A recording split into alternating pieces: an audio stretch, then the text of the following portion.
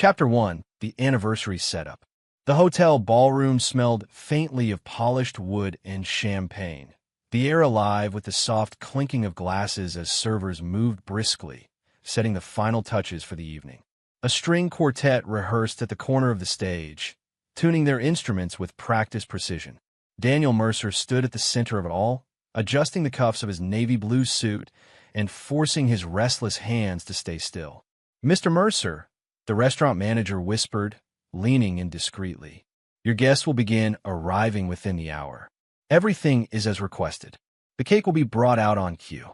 Daniel nodded, offering the kind of polite smile that masked the storm inside him. 21 years, he thought. 21 years, Clara. Tonight's for us. He wasn't the kind of man who splurged often. His life had been built on routine. Long workdays at the firm, dinners hurriedly eaten at home, falling asleep in front of the news. But for Clara, he had decided to make this night unforgettable. He'd booked the entire upstairs dining hall of Marcellino's, one of the most exclusive Italian restaurants in the city.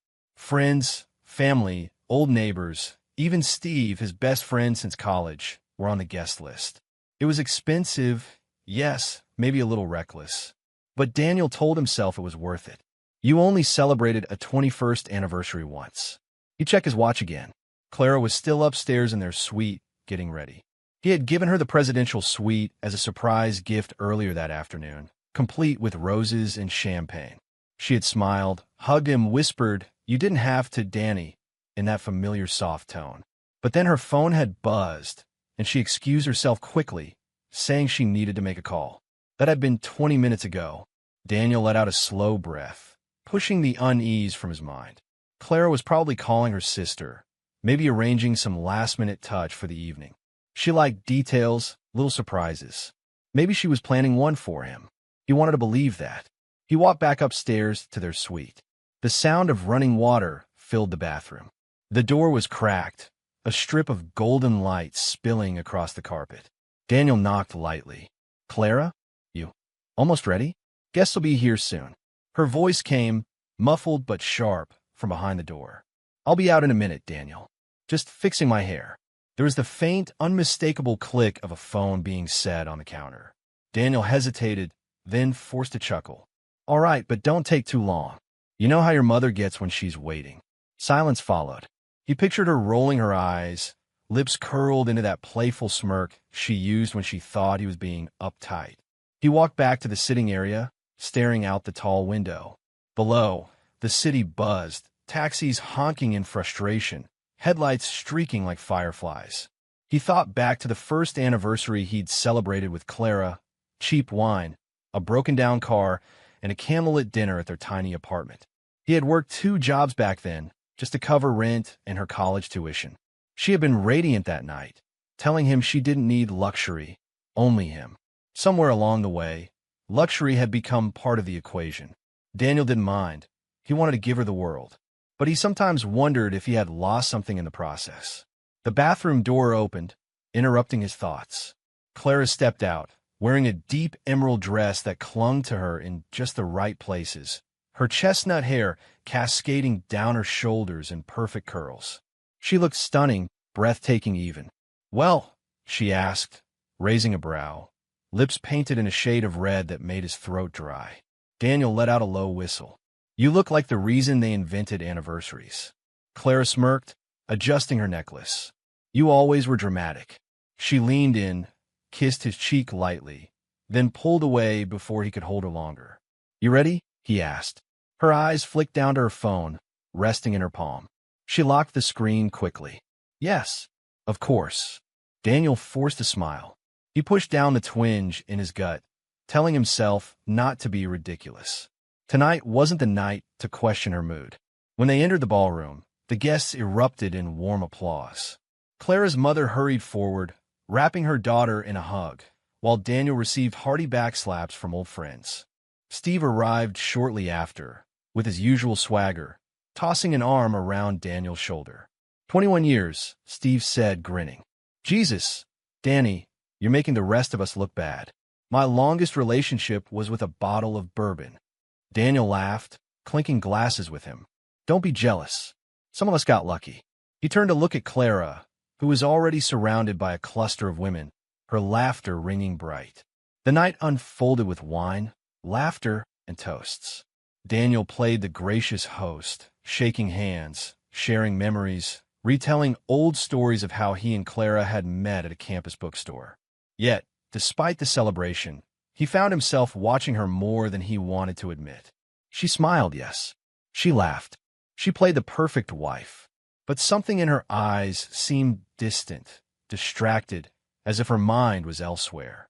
More than once, he noticed her slipping her phone from her purse under the table, thumbs moving quickly before she tucked it away again. During dinner, he reached across the table, covering her hand with his. "You all right?" he asked softly. Clara blinked, almost startled. Then she smiled, a little too brightly. "Of course. Just soaking all in." She raised her glass. "You did an amazing job, Daniel." Really, her words were right. Her tone was right, but her hand felt limp under his. As dessert arrived, a layered tiramisu with Happy 21st written in chocolate, Daniel stood, tapping his glass. "I just want to say something," he began. His voice wavered for a moment, but he steadied it. 21 years ago, I married the most beautiful, stubborn, brilliant woman I'd ever met. She's been my anchor, my compass, my reason to push through every hard day. And if I had to do it all again, I'd do it in a heartbeat." The room applauded. Clara smiled politely, lifting her glass again, but her eyes didn't quite meet his.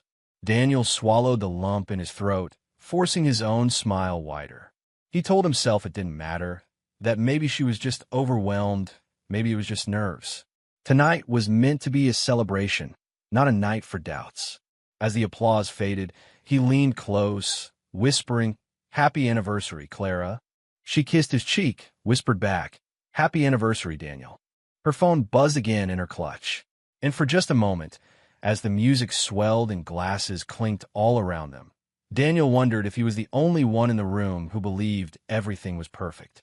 Chapter 2. Small Red Flags. The party was in full swing now, the kind of noisy, sparkling energy that carried across the polished hardwood floors and bounced off the vaulted ceilings.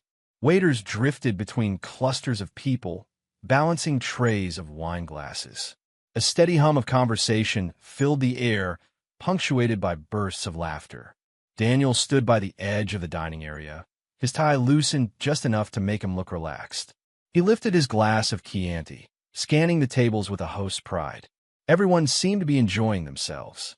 Guests were chatting animatedly. The quartet was playing just the right mix of classics, and the food had drawn several murmurs of approval.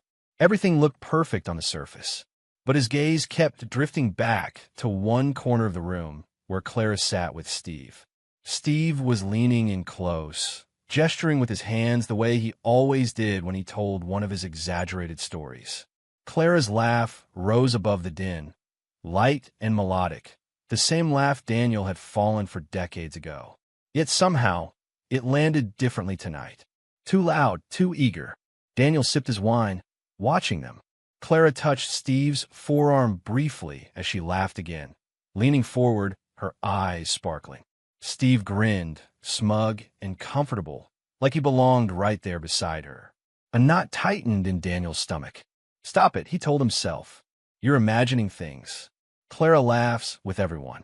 And Steve's always been like this. That's just him. Still, his hand gripped the stem of his glass a little tighter. He tried to rejoin a conversation happening at his table, nodding at a story one of Clara's cousins was telling about their latest vacation. But the words slid past him. His ears tuned back toward the sound of Clara's laugh. "Danny, you listening?" Steve suddenly called out, turning in his chair to face him. Daniel forced a smile. "Always, buddy. What's the joke?" Steve smirked, raising his glass. "Just telling Clara about that time freshman year when you tried to impress Lisa Patterson by jumping into the campus fountain. Remember? Middle of October, freezing cold." Clara's laughter bubbled again, rich and unrestrained. She dabbed at the corner of her eye. "Oh, God. Danny, you really did that?" Daniel's face warmed. He shrugged, chuckling lightly. "Yeah, thought it was smooth at the time." Lisa didn't exactly agree. Steve grinned. "Smooth wasn't your strong suit, my friend." Something in the way he said it carried an edge, playful, yes, but almost too sharp, too knowing.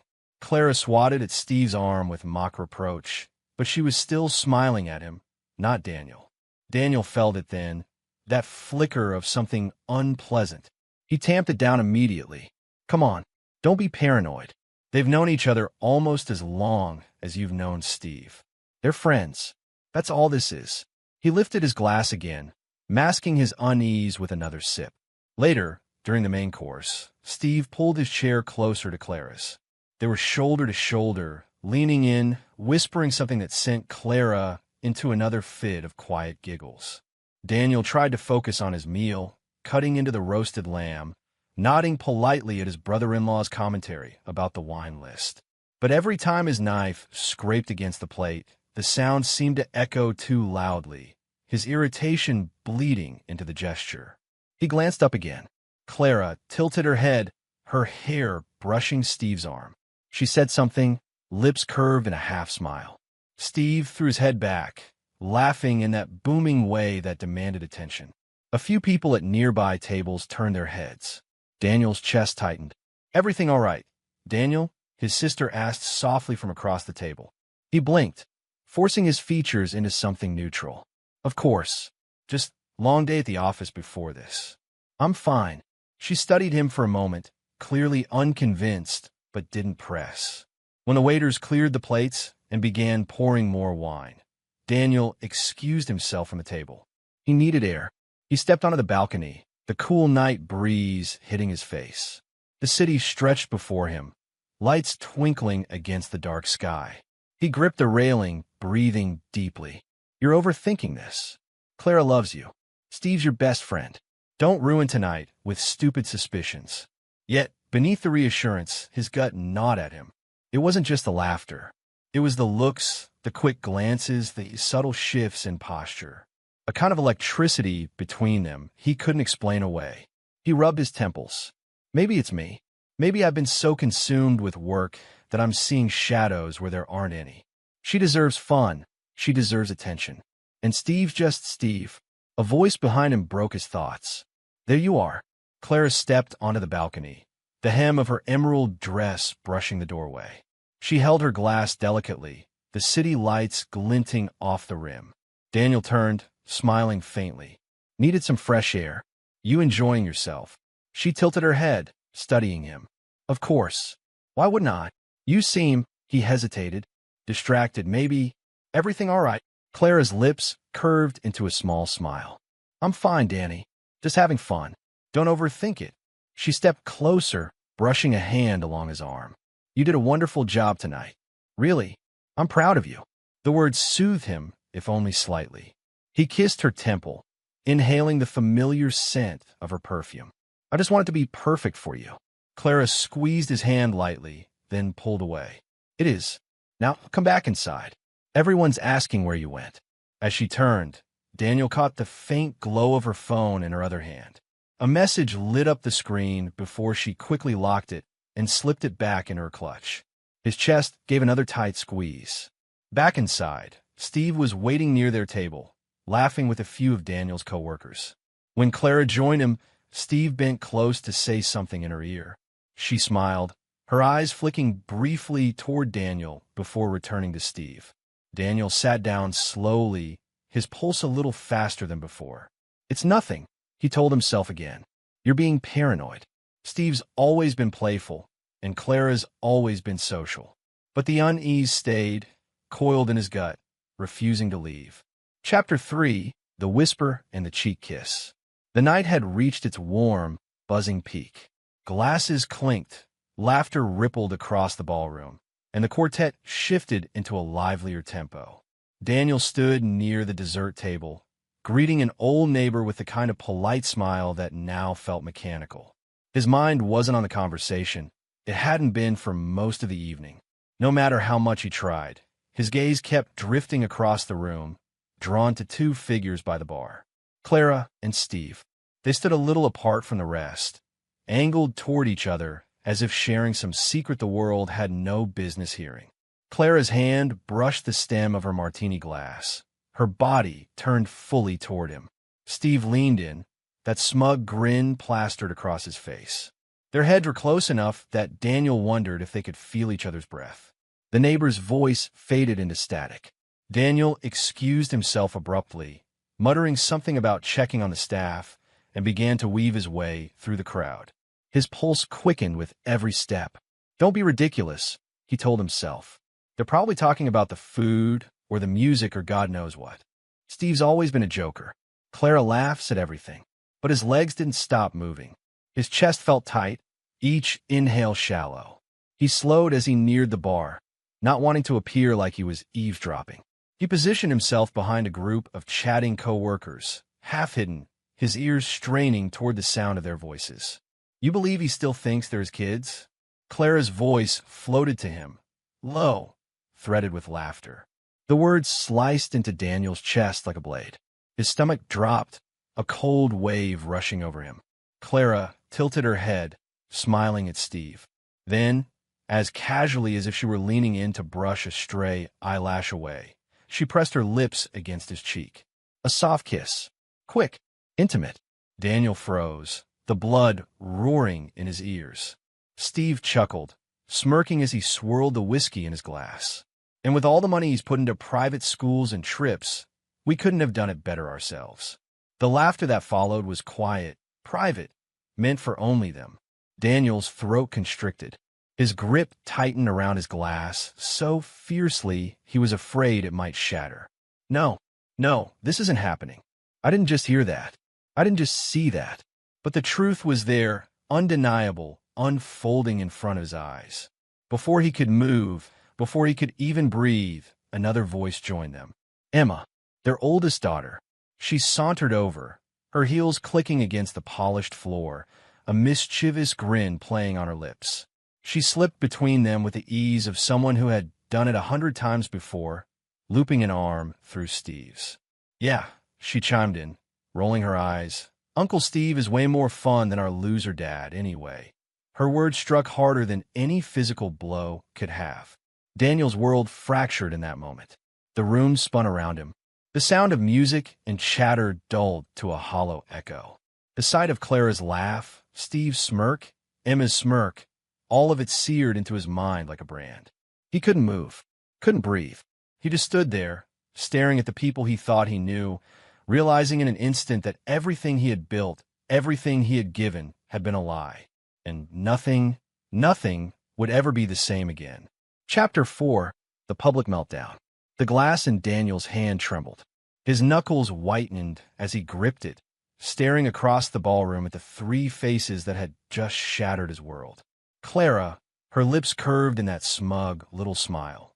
Steve, whiskey glass raised like he'd won something. And Emma, his daughter, rolling her eyes as though mocking him was the most natural thing in the world. The laughter between them rang in Daniel's ears, drowning out the music, the conversations, the polite clinking of silverware. His chest burned. His throat tightened. He couldn't stand still any longer. Slowly, deliberately, Daniel walked toward them.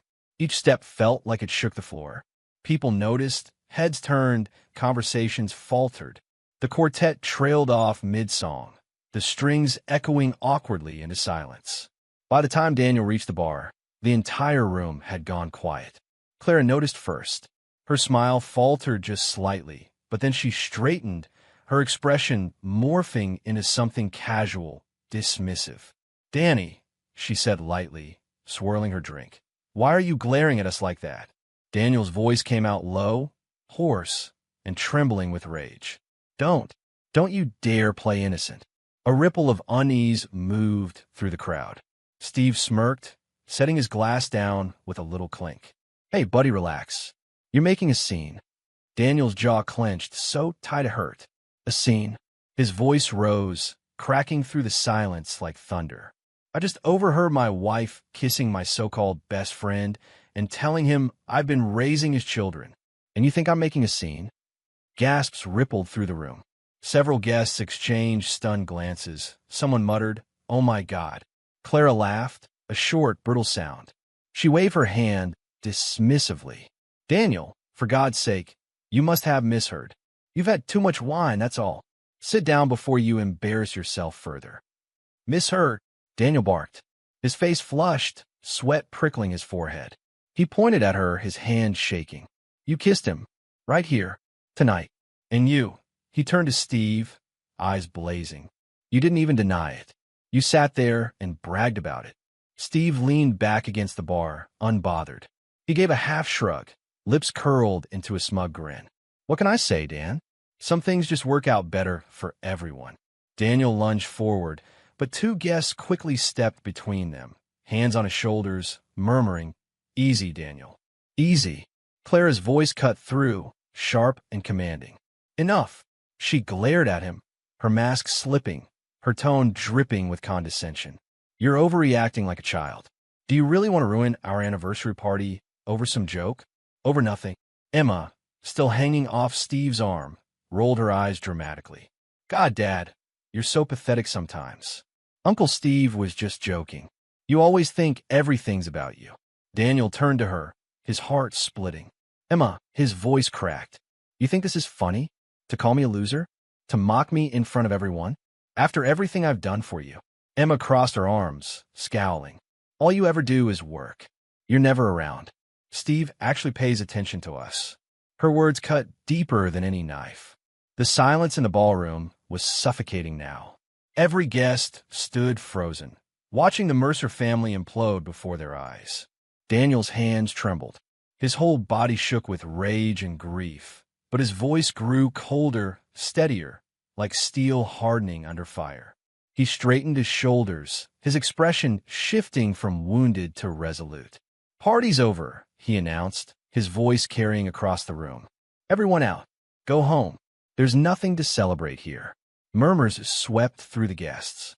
A few hesitated, but the authority in his tone left no room for argument. Chairs scraped back, glasses were set down hastily, and the crowd began to shuffle toward the exits, whispering in disbelief. Clara's face twisted in anger. Daniel, stop this nonsense right now. You're humiliating me. Daniel turned, his eyes burning into hers. No, Clara, you humiliated yourself. He let the words hang, sharp and final. Steve chuckled, shaking his head. Lawyer? You can't be serious, Danny boy. You're not really going to throw away 21 years over some misunderstanding, are you? Daniel's jaw flexed. He stepped forward, his voice like ice. My lawyer will be in touch. Both of you can look forward to explaining yourselves in court. Clara's drink trembled in her hand. For a moment, her mask cracked, her lips pressed into a thin line, her eyes darting between Daniel and Steve. But then she lifted her chin, regaining her composure. Her voice came out sharp, venomous, laced with arrogance. You'll never survive without me, Danny. You need me more than I'll ever need you. Chapter 5, The Silent Execution. The city was quiet by the time Daniel left the hotel. Midnight, maybe later. He wasn't sure. The neon glow of the streetlights blurred in his vision as he walked to his car, his body moving on instinct while his mind buzzed with static. The betrayal replayed on a loop. Clara's kiss on Steve's cheek. Steve's smirk. Emma's cruel little jab. 21 years of sacrifice undone in seconds. Daniel gripped the steering wheel until his fingers ached. His heart wanted to scream, to cry, to drive until the road swallowed him whole. But another part of him, colder, sharper, took control. No more. No more humiliation. If they want to tear this family apart, then they'll do it without my money, without my name, without the life I built for them. He pulled into the darkened parking lot of his office building. His security badge still worked after hours. The fluorescent lights flickered on as he stepped inside, the sterile emptiness wrapping around him. He went straight to his desk, unlocked his computer, and began to type. The first call was to his lawyer. Daniel. The man's groggy voice came through the receiver after a few rings. Do you have any idea what time it is?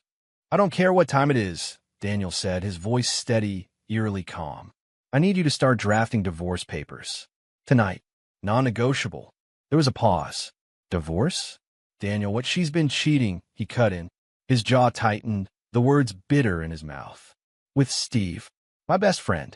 And apparently I've been raising his kids all these years. A sharp inhale crackled over the line. Jesus, Daniel, I'm sorry. I save it. I don't want sympathy. I want action. I want every cent protected, every asset moved, every joint account emptied before she even knows what hit her. The lawyer's tone shifted, professional now, alert. All right, I'll prepare the paperwork. We'll need to freeze assets, pull trust funds, do it. Everything. I don't care what it takes. For the next 2 hours, Daniel moved like a man possessed. He logged into accounts, transferred balances, redirected payments. His children's inheritance funds, gone, pulled into accounts only he could access. The joint savings and checking accounts, emptied, every last dollar wired into a secure trust under his name. He called the bank manager directly, his voice clipped and authoritative. This is Daniel Mercer. Effective immediately, remove Clara Mercer's access to all accounts. Cancel her cards. If she attempts any withdrawal, flag it and contact me at once. The manager stammered. Mr. Mercer, that's highly unusual. We normally require. I said do it, Daniel snapped. You know who I am.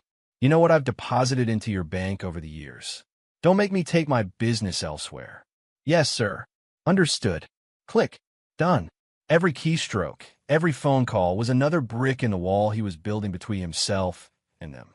The silence of the office was broken only by the tapping of his keyboard and the occasional deep breath he forced into his lungs. But beneath the efficiency, the rage still burned. They laughed at me. In my face. In front of everyone.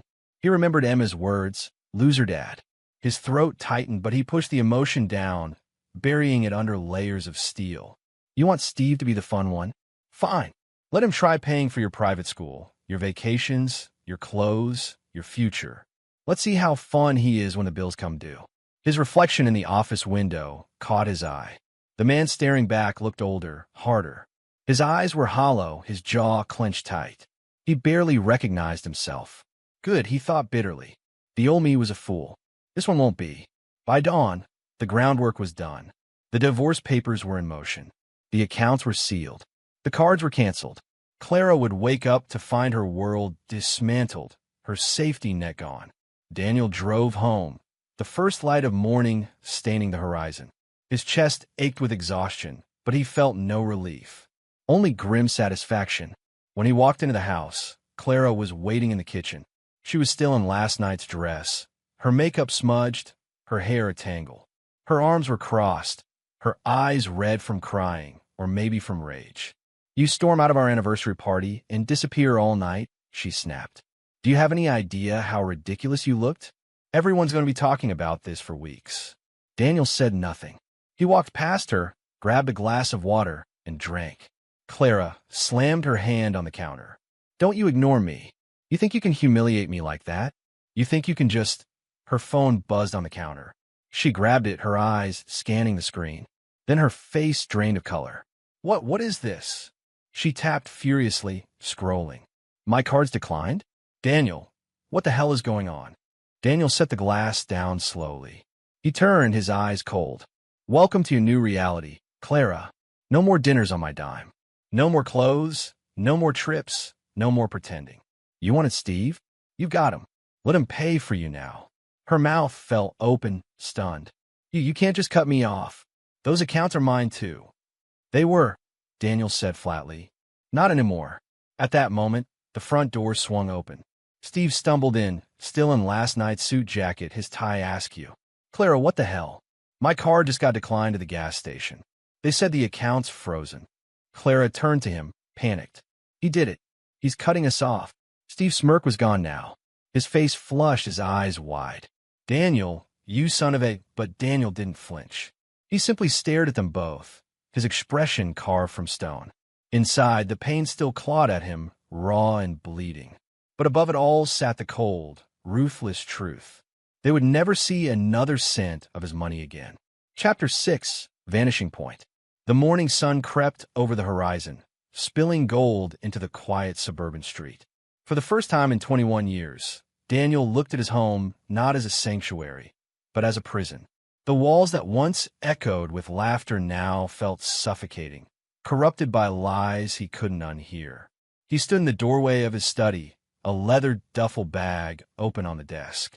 Documents were neatly stacked beside it. Passports, birth certificates, deeds, bonds. Years of meticulous record-keeping now served one purpose: to ensure he could vanish without leaving a footprint behind. Every item he placed inside the bag felt like closing a chapter. His father's watch, the one Clara insisted he never wore because it looked too old-fashioned. A framed photo of his parents on their wedding day. Several flash drives loaded with financial data and encrypted backups. He opened the safe hidden behind a bookshelf and withdrew stacks of cash, thick envelopes he had quietly accumulated over the years. Clara never noticed. She never asked about the quiet weekends he spent working late. She never realized her husband had been quietly preparing for storms she couldn't imagine. Now, the storm was here. Downstairs, the house stirred. Footsteps padded across hardwood, voices muffled but tense. Daniel heard Clara's snapping orders, her voice shrill and panicked. "I don't care, Steve. Try your card again." He must have made a mistake. Maybe the bank flagged it. Call them. Steve's voice followed, cocky but edged with irritation. "Relax, babe. He can't just pull the plug like that. We'll fix it. He's bluffing." Danny Boy's always been dramatic. Daniel paused on the stairs, listening. Clara's voice cracked, raw with frustration.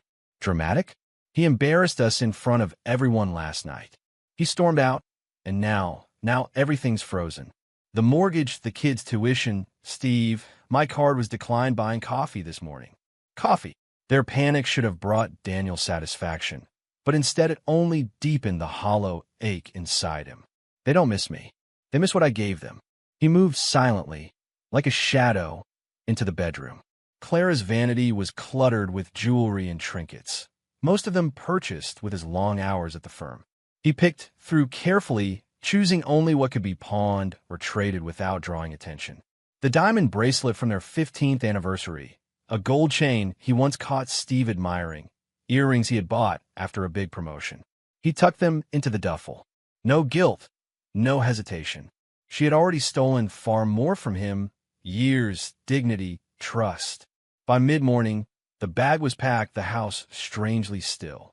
Daniel walked from room to room one last time, absorbing details he knew he would never see again. The crooked family portrait in the hallway. The faint scratches on the dining table from when the kids did homework. The sofa where Clara and Steve must have sat, laughing at his expense. His chest tightened, but he forced himself forward. Sentiment is a weakness they counted on. Not anymore. The phone in his pocket vibrated. Clara's name lit up the screen. He hesitated, then answered. "Where the hell are you?" Clara's voice exploded through the line. She was frantic, almost unhinged. "You think you can humiliate me and then just disappear? You coward." Daniel said nothing. He let her words hang, the venom dripping through the silence. "You can't just vanish, Danny," she spat. "You think you're in control, but you're nothing without us. Without me. You'll come crawling back. You always do." Daniel's grip on the phone tightened, but he stayed silent. Then another voice joined in, smug and mocking. "Steve, run all you want, Danny boy," he drawled. "She's mine now. Always has been. You were just too blind to see it." Daniel's jaw clenched. He could picture Steve, smirking into the phone, arm draped around Clara like he'd already won. The urge to scream, to unleash every ounce of fury boiling inside him, was overwhelming. But he didn't. Instead, he took a long breath, and in the calmest voice he could muster, he said, "Enjoy it while it lasts." Then he hung up. He powered the phone down, removed the SIM card, and dropped it into the kitchen sink's garbage disposal. A flick of the switch, a grinding roar, and it was gone like everything else he was leaving behind. By noon, Daniel was driving. The duffel sat in the passenger seat, heavy with the remnants of his life. He didn't have a destination, not yet. Maybe a cabin upstate, maybe a rented apartment under a different name.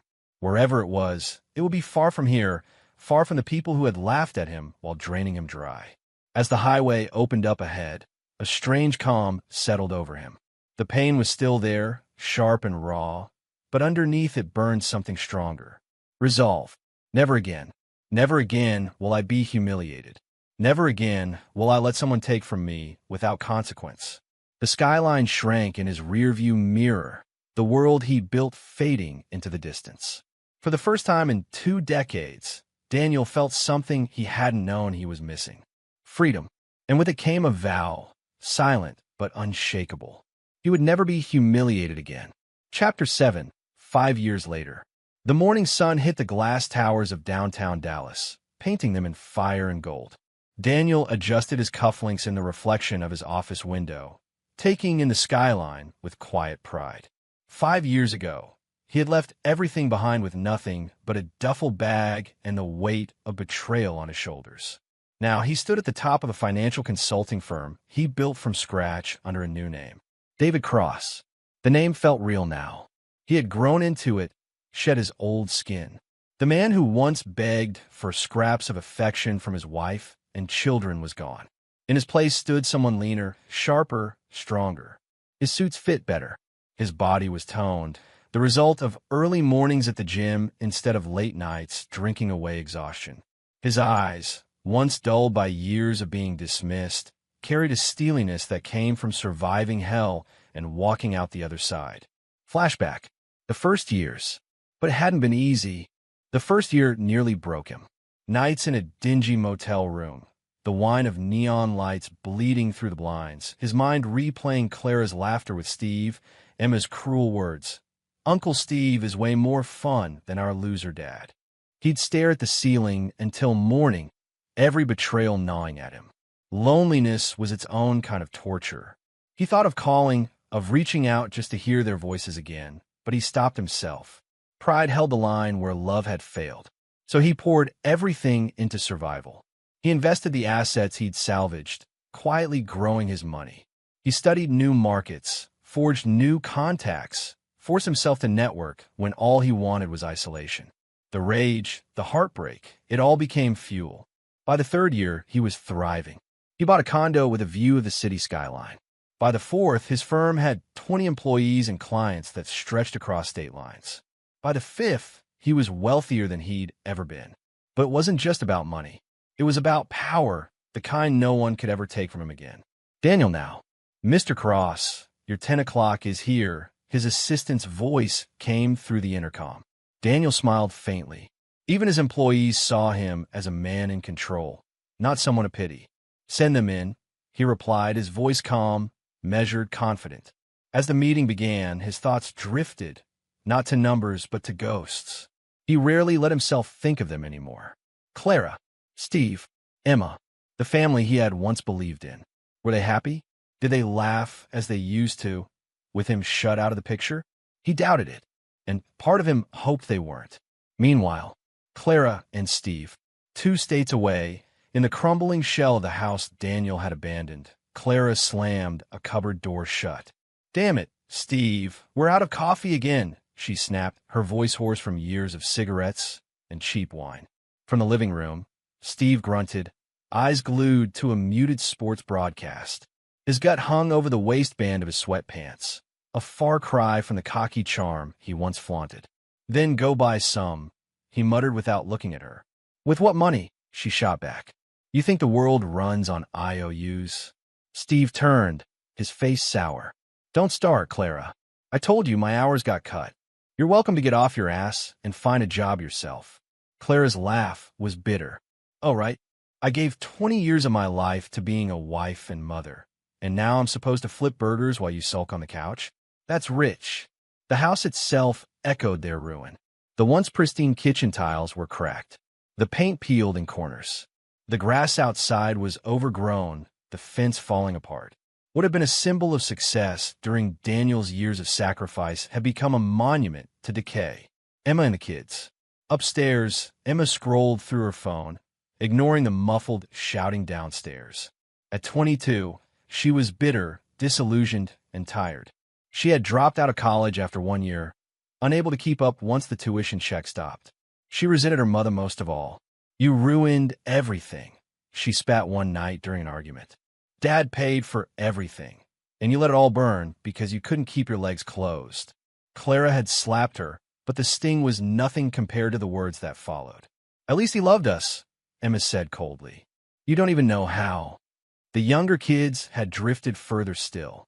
One lived with friends, another barely spoke to anyone at home. The family had splintered, each fracture leading back to the night Daniel walked out. Flashback. Clara's calls.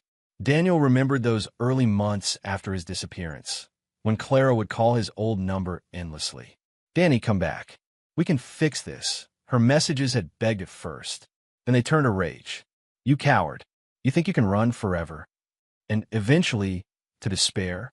"Please, the kids need you. We need you. Just don't do this." But he never answered. He let her words vanish into the void. Back to Daniel. Now, 5 years later, he sipped his black coffee in his sleek office, gazing at the city below. He wasn't naive. He knew he carried scars. Trust was hard. Companionship felt distant, like a foreign land he wasn't ready to visit again. But he wasn't broken anymore. His phone buzzed, a message from a colleague about an investment dinner that night. He typed back quickly, then leaned back in his chair. 5 years ago, he had been a ghost, wandering with no purpose but pain. Now he was alive, and somewhere out there, the people who mocked him were choking on their own ruin. Daniel allowed himself a small, satisfied smile. Chapter 8. The Reunion. The cafe smelled of roasted beans and fresh pastries, the low hum of conversations blending with the hiss of steaming milk. It was Daniel's Saturday ritual now, a quiet morning stop at a local coffee shop where nobody knew his past, nobody whispered about betrayal, nobody called him loser dad. Here, he was simply David Cross, respected businessman, anonymous among strangers. He stood in line, scrolling absently through emails on his phone when a voice behind him said softly, almost disbelieving, "Dad." The word cut sharper than any blade. His head snapped up. The phone nearly slipped from his hand. For a heartbeat, he thought he'd imagined it, a ghost conjured by memory. But when he turned, his breath caught in his throat. Emma, older now, no longer the smug teenager rolling her eyes at him across dinner tables. At 23, she looked worn, fragile. Her eyes were ringed with sleeplessness, her clothes a little rumpled, her expression hesitant. Yet there was no mistaking her. The same auburn hair as Clara, the same sharp cheekbones, though now softened with regret. Emma. The name left his mouth like an exhale he'd been holding for years. She froze, tears springing instantly to her eyes. "It is you," she whispered, hand trembling as she clutched her coffee cup. "I thought I was crazy. I've been looking for you for years." Daniel's chest tightened. He hadn't prepared for this, for her. His instincts screamed to walk out, to protect the life he'd built. But his feet refused to move. A collision of worlds. They found a corner table, both silent at first. Daniel studied her cautiously, his hands clasped to keep from shaking. She stared at him as though afraid he'd vanish if she blinked. "I didn't know where to start," Emma finally said, her voice cracking. "Mom always told us you were gone, that you didn't care, that you abandoned us. But it wasn't true, was it?" Daniel's throat was dry. He wanted to say, "I loved you more than life itself." He wanted to scream that her words that night, "Uncle Steve is way more fun than our loser dad," had buried him alive. But instead, he asked quietly, "Why are you here, Emma?" She flinched. "Because I need to tell you the truth. Because I need you to know I was wrong." The confession. Tears spilled down her cheeks. She tried to steady her voice, but it cracked under the weight of memory. "I was 16. I didn't understand anything. Mom kept feeding us lies about you. Said you didn't love us. Said you were too busy for us. Said Steve was the one who really cared. And I believed her because..." She choked, covering her face. "Because it was easier than seeing the truth. She pressured us, Dad. She twisted everything until we thought hating you was loyalty." Daniel sat frozen, each word cutting deep. He wanted to reject it, to guard himself, but the rawness in her voice shattered every defense. "I went along with it because I was scared of her," Emma whispered. "She made me feel like if I didn't pick her side, I'd lose her too. That night at the party, what I said to you, I've hated myself for it ever since." Her body shook with sobs, her fingers trembling against the coffee cup. "I didn't mean it. I swear I didn't mean it. I was a stupid kid trying to sound brave." Daniel's inner war. Daniel leaned back, staring at her, his chest a battlefield. Half of him wanted to reach across the table, to tell her she was forgiven, that nothing mattered but the fact that she was here. The other half, the scarred, hardened half, wanted to remind her of the nights he'd lain awake in cheap motel rooms, haunted by her words, her disdain, her absence. "Do you have any idea," he finally said, his voice low and steady, "what it did to me? Hearing my own daughter call me a loser. Watching you laugh at me with him." Emma winced as though struck. "I know, and I'll never forgive myself. But I need you to know I didn't understand. I thought I was being loyal. I thought—" Her voice broke again. "God, I was wrong." Silence stretched between them, thick with years of pain. Clara and Steve's ruin. Emma wiped her eyes, steadying herself enough to continue. "Steve and Mom are miserable. The house is falling apart. Steve drinks too much, barely works. They fight constantly. The kids, the younger ones, don't even talk to her anymore. And me?" She laughed bitterly. "I've been carrying this guilt like a stone on my back for 5 years. Daniel's jaw tightened. He had imagined this scene 1,000 times, Clara and Steve rotting in their own betrayal. To hear it confirmed brought no joy, only a grim validation. "They deserve each other," he muttered. Emma nodded weakly. "They do, but I don't. I was just a kid, Dad, and I've missed you every day since you left." The plea. Her hand reached across the table, tentative, shaking. "Please, I'm not asking you to come back, or to fix everything, or even to forgive Mom. I just—" Her voice cracked again. "I just want you to forgive me. I want to know my father again." Daniel stared at her hand, his heart twisting. This was the daughter who once cut him down with cruel words. And now, she was the same daughter begging for a second chance.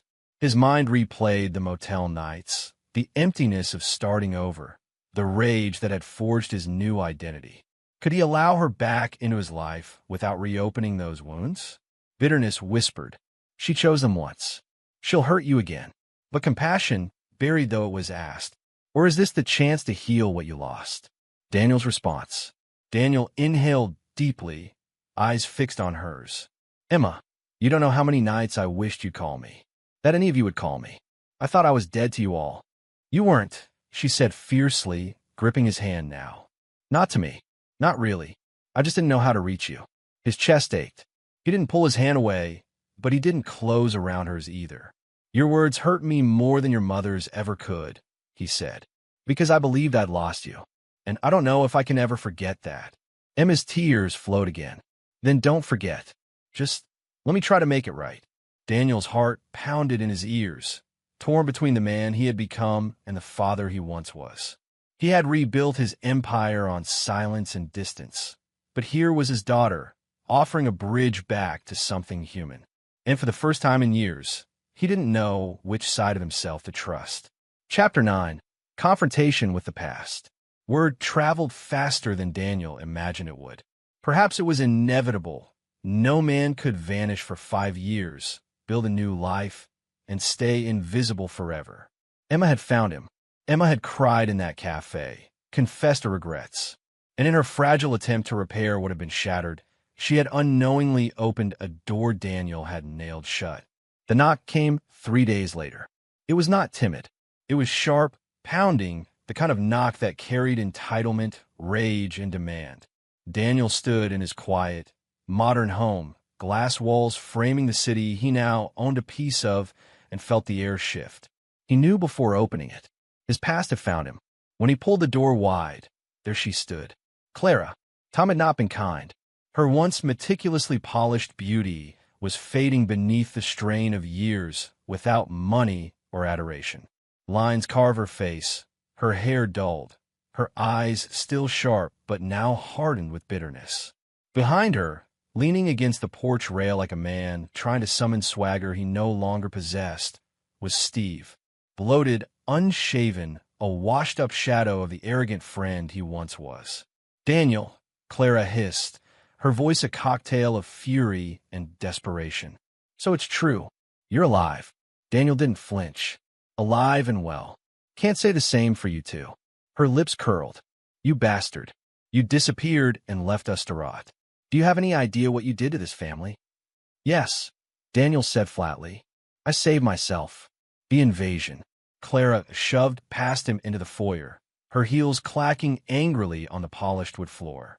Steve followed, slower, as if too tired to keep up the act but unwilling to back out. Daniel closed the door behind them, not because he welcomed them, but because he wanted the confrontation contained. Clara spun on him, eyes blazing. You owe us, Daniel. You can't just walk away from 21 years of marriage like it meant nothing. Daniel gave a cold, humorless laugh. Oh, you? Clara, I gave you everything. A home, stability, loyalty, every hour of my life spent working to provide. And what did you do? You spat on it. You and him. He jerked his chin towards Steve, who shifted uncomfortably, avoiding Daniel's eyes. Clara sneered. Oh, don't play the martyr. You work yourself into the ground, Daniel. You were never there. Steve was.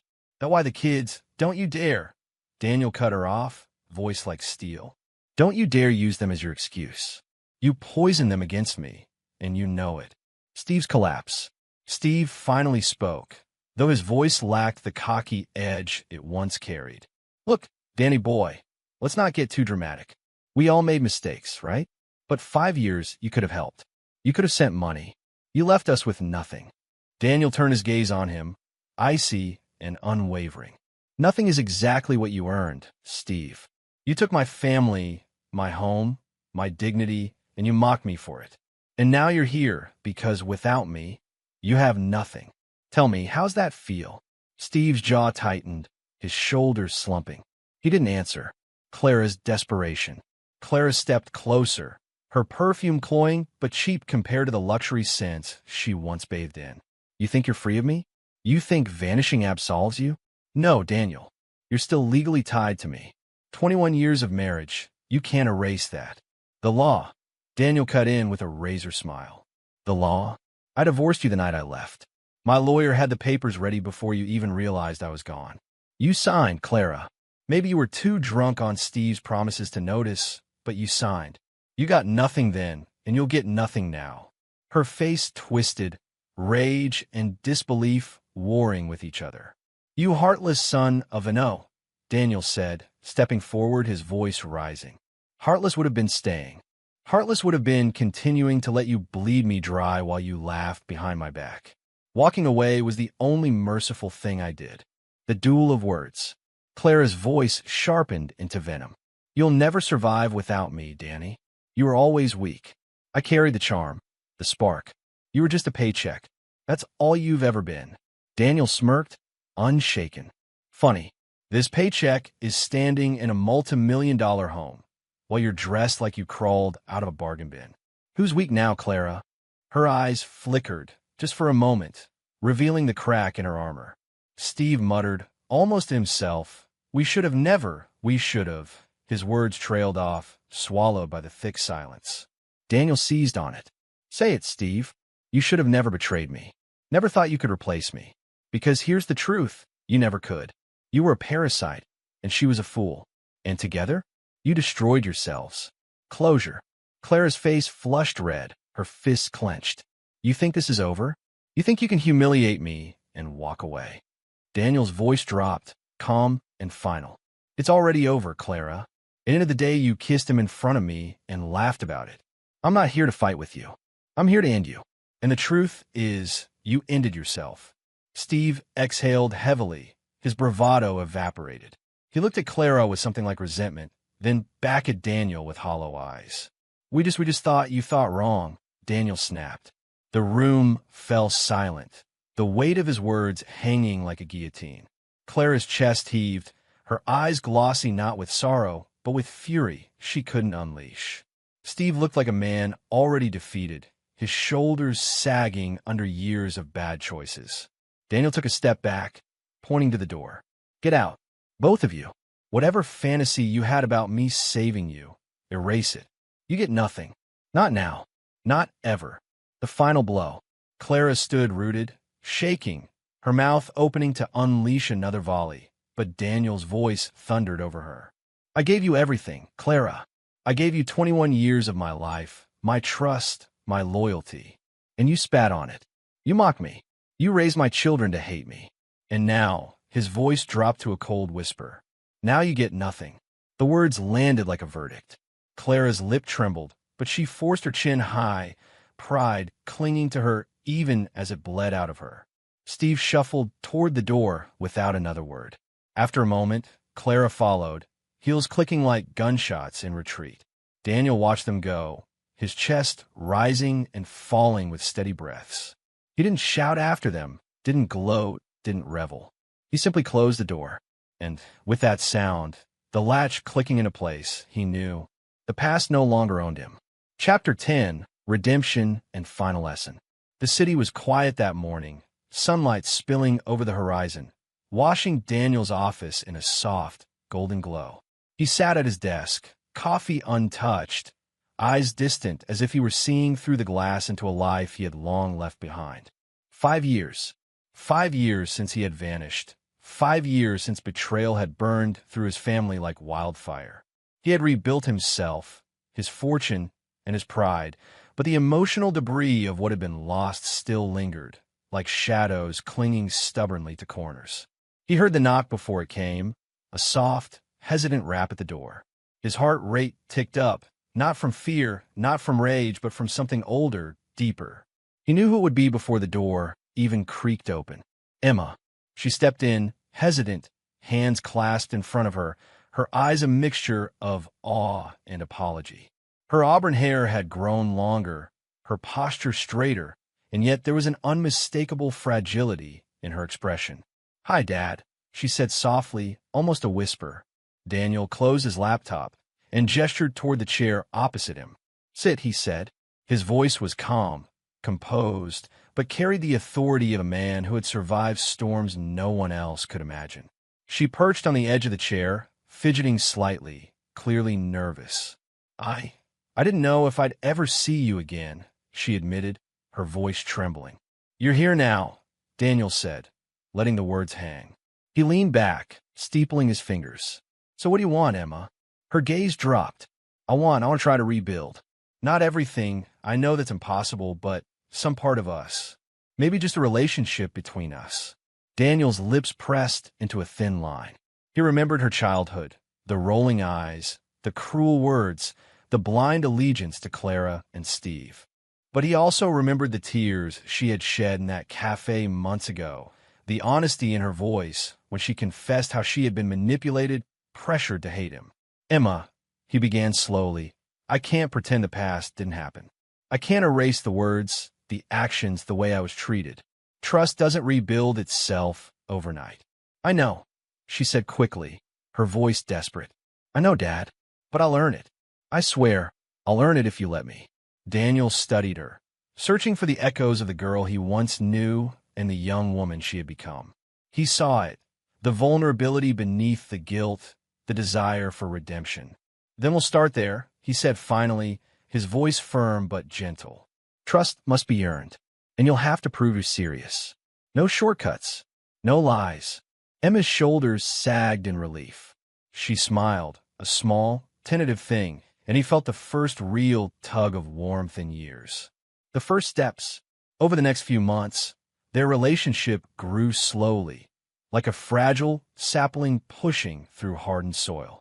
Daniel would visit her apartment in the city on weekends, bringing groceries or helping her navigate bureaucratic tangles. Sometimes they just sat in silence, drinking coffee and listening to the hum of life around them, letting comfort grow naturally. Emma would call at odd hours, just to share a small victory, a promotion at work, a repaired friendship, a funny story about someone in her office. Daniel learned to listen again, to offer guidance without judgment, to allow himself to feel paternal warmth without expecting loyalty in return. It wasn't perfect.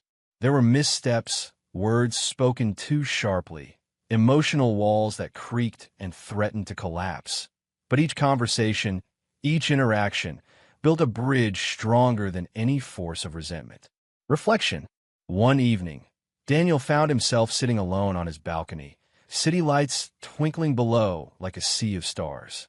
He sipped whiskey slowly, letting the burn warm him as he reflected on the long journey from betrayal to survival, from anger to understanding. He remembered Clara's sneers, Steve's cocky arrogance, Emma's cruel words, and the public meltdown that had once shattered his world. He remembered the endless nights in motel rooms, the duffels full of money and documents, the careful planning to disappear without a trace. He remembered the thrill of reclaiming control, the rush of seeing their entitlement crumble when they realized he had cut them off completely. And now, he realized, none of that mattered as much as the quiet moments, the soft conversations with Emma, the slow rebuilding of trust, the feeling of a life unshackled by lies. Loyalty and love should never be taken for granted, he thought. Betrayal, once revealed, cannot be undone. But life can still be reclaimed. A visit. Emma came by that evening unexpectedly, bearing a small, homemade dessert. "Thought you might like some company," she said, placing it carefully on the table. Her eyes lingered on him, tentative, searching. Daniel glanced at the dessert, then at her. "I appreciate it," he said simply. "Come sit." They ate together in companionable silence, the easy familiarity of parent and child settling over them. For the first time in years, Daniel allowed himself to savor the simplicity of life, not the wealth, not the revenge, not the vindication, but the presence of someone who mattered. "I missed this," Emma whispered after a while. "So did I," Daniel admitted quietly. Final lesson. Later that night, Daniel stood on the balcony again, looking out at the glittering expanse of the city. He inhaled deeply, letting the cool air fill his lungs, letting the silence and stillness of a night soothe the echoes of past turmoil. He thought of Clara, Steve, and the family that had once been his whole world. He thought of the years wasted on blind loyalty, of nights spent believing that providing everything was enough to guarantee love. He thought of betrayal, raw, public, agonizing, and the strength it had forced him to find in himself. And he realized, finally, what he had gained. Not wealth, not revenge, not fleeting satisfaction. Freedom, peace, the ability to live a life unshackled by the deceit and cruelty of others. The chance to choose carefully whom to trust, whom to let in, and to measure love not by obligation, but by mutual respect and sincerity. He whispered to the wind, almost to himself, almost as a prayer. "In the end, I lost a wife, a family, and 21 years. But what I gained was priceless. The freedom to never again live a lie." Daniel felt the weight lift from his chest. A chapter had closed, not with anger, not with vengeance, but with clarity. He was whole, finally, in the only way that mattered, on his own terms. He turned from the balcony, leaving the past behind, and walked into the quiet apartment, where Emma's soft laughter from the kitchen reminded him that redemption, though painstaking, was possible. And for the first time in decades, he allowed himself to hope.